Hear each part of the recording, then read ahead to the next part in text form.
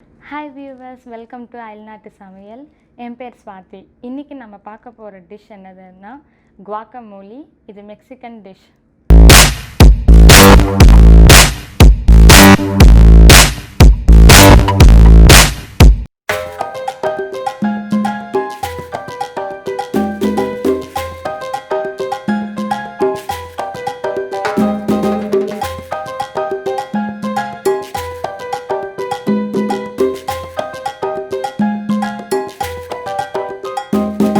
Avocado வச்சு செய்யக்கூடிய dish தான் வந்து குவாக்கமோலே அப்படின்ற டிஷ்ஷு.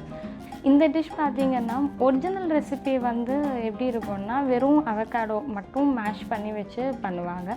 பட் காலப்போக்கில் பார்த்திங்கன்னா அவங்கவுங்க டேஸ்ட் பேலட்டுக்கு ஏற்ற மாதிரி வந்து அதில் ஒன்று ஒன்றா ஆட் பண்ண ஆரம்பித்தாங்க. என்னென்ன பொருள் இதுக்கு வேணும், நான் என்ன மாதிரி பண்ணுறேன் அப்படின்றத நான் சொல்கிறேன். உங்களுக்கு வேணும்னா நீங்கள் அதுக்கப்புறம் அதுக்கேற்ற மாதிரி கஸ்டமைஸ் பண்ணிக்கலாம். இப்போ இதுக்கு என்னென்ன பொருள் வேணும் அப்படின்றத பார்க்கலாம். ஃபஸ்ட்டு வந்து ஆனியன்ஸ் வேணும், வெங்காயம். அடுத்து தக்காளி, தேவையான அளவு உப்பு, லெமன் ஜூஸ், மிளகு பொடி.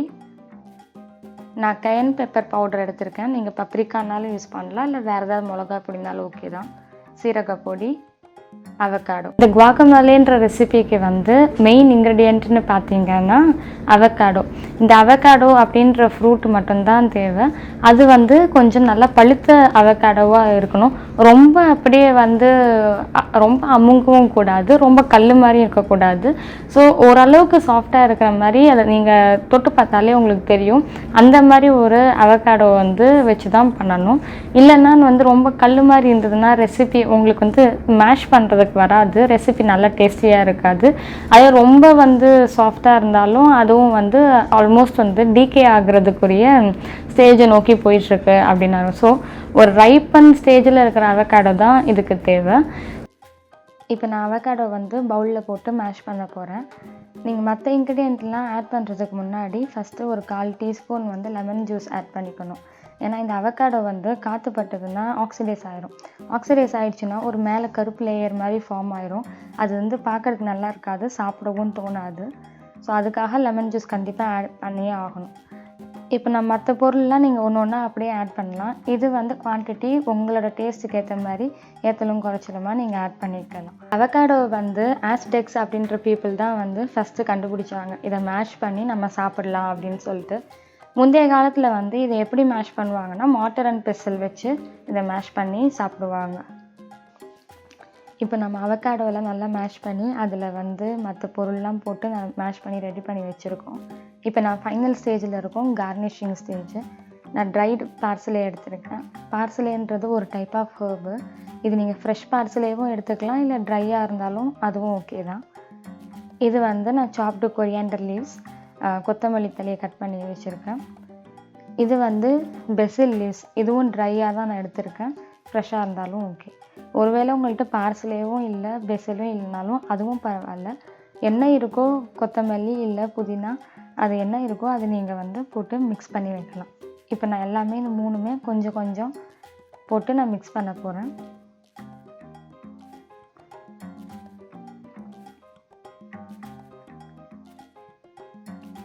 இப்போ வந்து நீங்கள் நிறையா பேருக்கு வந்து கெஸ்ட் வந்திருக்காங்க, நீங்கள் குவாக்கமோலி சர்வ் பண்ணணும் அப்படின்னு நினைக்கிறீங்கன்னா இது நீங்கள் செஞ்சு வைக்கலாம். ஆனால் ஏர்டைட் கண்டெய்னர் பாக்ஸில் வச்சுக்கணும்.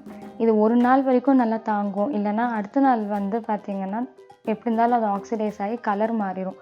டேஸ்ட்டு நல்லாயிருக்கும், பட் பார்க்குறதுக்கு வந்து நல்லா இருக்காது, கலர் மாறிட்டு. ஸோ இதனால் மிக்ஸ் பண்ணி ரெடி பண்ணிடலாம்.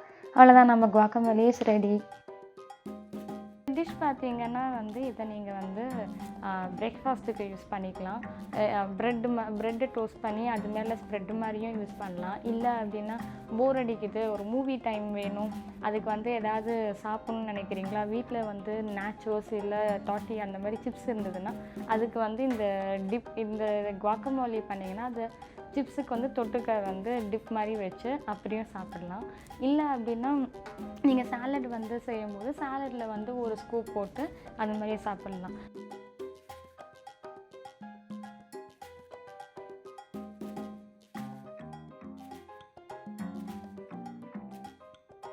இந்த வீடியோ உங்களுக்கு பிடிக்கும்னு நான் நம்புகிறேன். நீங்களும் இந்த குவாக்கமேலே ரெசிபியை ட்ரை பண்ணுங்கள். ட்ரை பண்ணிட்டு உங்களோட ஃபீட்பேக்கை எனக்கு கமெண்ட்ஸில் சொல்லுங்கள். நீங்கள் வேறு ஏதாவது வித்தியாசமாக வந்து ட்ரை பண்ணீங்க அப்படின்னாலும் அதையும் எனக்கு ஷேர் பண்ணுங்கள். Because your feedback is very valuable to me. அடுத்த அயல்நாட்டு சமையலுடன் உங்களை சந்திக்கிறேன். Until then, it's bye from Swati.